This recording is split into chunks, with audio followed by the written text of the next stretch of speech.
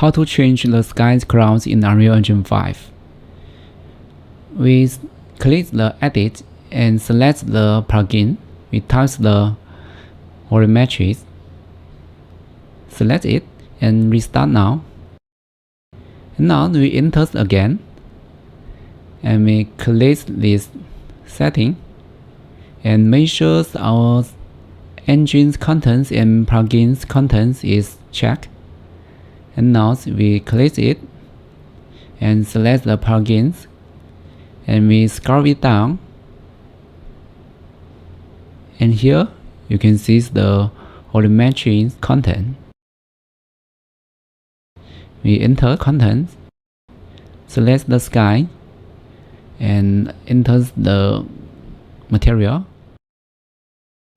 and now I type the volumetric, select it, we scroll it down, and here you can see the material, and I select one of material, I drag to here, and now you can see our cloud is changed.